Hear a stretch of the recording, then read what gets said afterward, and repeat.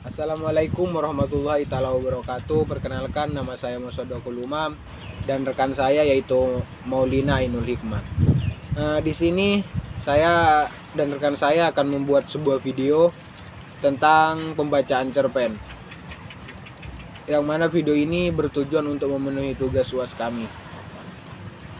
Cerpen yang akan kami bacakan adalah cerpen dengan judul Dia Sahabatku. Dan nantinya Maulina Ainul Hikmah akan menyampaikan sebuah simpulan atau makna yang dapat diambil dari cerpen yang akan saya bacakan. Baik, langsung saja saya akan membacakan isi cerpen tersebut. Pada suatu hari, hiduplah dua orang sahabat. Mereka bernama Sally dan Yeni. Mereka bersahabat selama 3 tahun lamanya. Sally dan Yeni saling menyayangi, bahkan banyak orang-orang yang menyangka bahwa mereka saudara kandung. Setiap pagi sebelum berangkat sekolah, Sally selalu pergi ke rumah Yeni untuk bersama berangkat ke sekolah. Pada siang harinya, sesuai dengan rencana yang mereka telah sepakati sebelumnya, mereka akan pergi ke swalayan yang tidak berada jauh dari sekolah mereka. Mereka pergi ke swalayan untuk membeli sebuah kado. Kado tersebut yaitu kue yang akan diberikan kepada nenek Sally. Nenek Sally adalah orang yang baik. Ia selalu baik ramah kepada Yeni, walaupun Yeni bukan cucu dari sang nenek. Bukan hanya itu, nenek Sally juga terkadang memberikan nasihat dan uang saku cuma-cuma kepada mereka. Walaupun sudah menunjukkan pukul 3 sore, tetapi belum juga ada kabar yang pasti dari Yeni. Sembari menunggu kedatangan Yeni, Sally membaca novel yang sebelumnya dibeli di toko buku, yaitu toko buku langganan mereka. Membaca novel adalah hobi yang dimiliki Sally. Berbeda dengan Yeni yang lebih memilih untuk bermain basket, meskipun hobi mereka yang berbeda tetapi mereka tetap dapat bersama. Bila ada latihan basket di sekolah, maka Sally selalu setia menunggu Yeni, sembari mengerjakan tugas atau sekedar untuk melanjutkan membaca novel.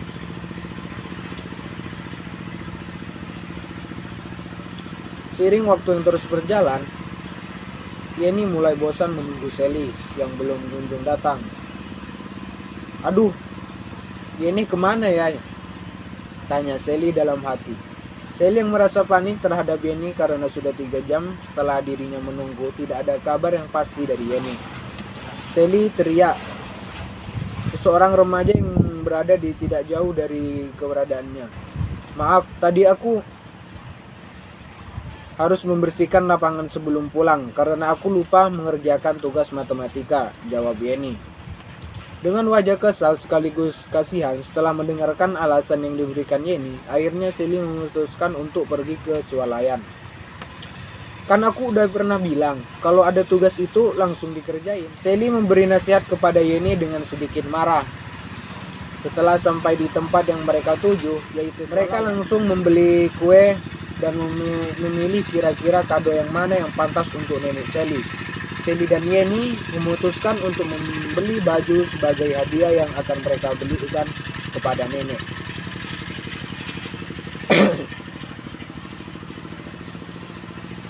Baju berwarna kuning yang cocok dengan kulit nenek yang berwarna cukup cerah membuat mereka merasa itulah hadiah yang pantas dan cocok untuk mereka berikan kepada nenek. Bagi Yeni, nenek Sally adalah nenek yang juga keren. Nenek Sally juga selalu menyamakan kasih sayang ia memberikan kepada Sally dan Yeni. Maka dari itu, Yeni selalu menyayangi semua keluarga Sally. Bagi Yeni, mengeluarkan uang itu tak masalah, asalkan nenek atau keluarga Sally yang lain bahagia. Setelah selesai membelanjakan kebutuhan apa saja yang mereka inginkan, mereka memutuskan untuk pulang karena mereka sudah di rumah. Mereka yang segera disambut oleh keluarga Sally sudah menganggap Yeni sebagai keluarga. Kebersamaannya yang tidak bisa didapatkan di dalam keluarga Yeni dapat ia temukan saat bersama dengan keluarga Sally. Selain itu, baik keluarga Sally juga selalu memperhatikan Yeni. Yeni hanya tinggal berdua dengan ayahnya.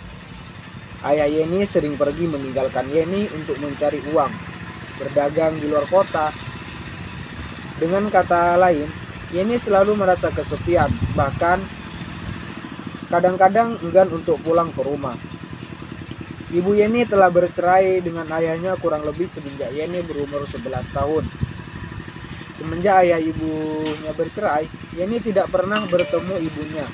Ia tidak pernah merasakan perhatian dari seorang ibu semenjak kedua orang tuanya telah resmi bercerai. Oleh karena itu, Sally selalu berada di dekat Yeni karena ia tidak ingin sahabatnya merasa kesepian. Baginya, persahabatan itu bukan hanya dapat dikatakan di mulut saja, tetapi dibuktikan dengan kenyataan. Baik, mungkin ini saja cerpen yang dapat saya bacakan. Selanjutnya, saya serahkan kepada Maulina Ainul Hikmah untuk membacakan simpulan atau makna yang dapat diambil dari cerpen ini. Assalamualaikum warahmatullahi wabarakatuh. Nama saya Maulina Ainul Hikmah. Saya akan menjelaskan tentang unsur intrinsik dan unsur ekstrinsik yang ada dalam cerpen yang telah dibacakan oleh saudara Musaddaqul Umam. Yang pertama yaitu unsur intrinsik.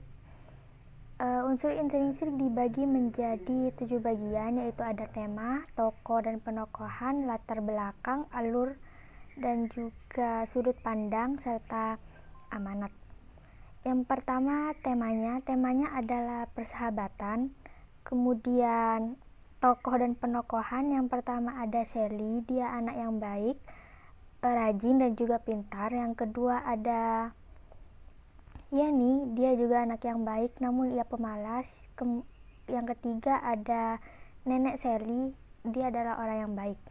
Terus latar dari cerpen tersebut ada di sekolah, swalayan, dan juga rumah nenek Sally. Alur yang dipakai adalah alur maju. Sudut pandangnya dalam penulisan cerpen ini, penulis menuliskan cerpen dengan menggunakan sudut pandang orang ketiga, karena dalam penulisan cerpen menceritakan kisah orang lain, yaitu nenek Sally. Amanat yang terkandung atau pesan yang terkandung dalam cerpen tersebut yaitu kita harus menyayangi orang lain walaupun kita tidak berhubungan darah atau saling mengerti satu sama lain. Kemudian yang kedua ada unsur ekstrinsik yang berisi tentang latar belakang masyarakat serta nilai-nilai yang terkandung dalam cerpen. Latar belakang masyarakatnya itu adalah dituliskan dari cerpen di atas. Yang telah disampaikan penulis adalah adanya kasih sayang dari lingkungan sekitar yang membuat penguatnya persahabatan yang diceritakan oleh penulis. Kemudian nilai-nilai yang terkandung dalam cerpen ada nilai budaya. Nilai budaya yang dapat kita pelajari dari cerpen di atas adalah kuatnya persahabatan yang masih terjalin di antara mereka walaupun perbedaan sifat yang mereka miliki. Kemudian yang terakhir adalah nilai moral. Nilai moral yang dapat kita ambil dari cerpen di atas adalah kita harus senantiasa meminta maaf apabila terdapat kesalahan, baik itu kepada sahabat terdekat sekalipun. Mungkin hanya itu yang dapat kami sampaikan, kurang lebihnya mohon maaf. Assalamualaikum warahmatullahi wabarakatuh.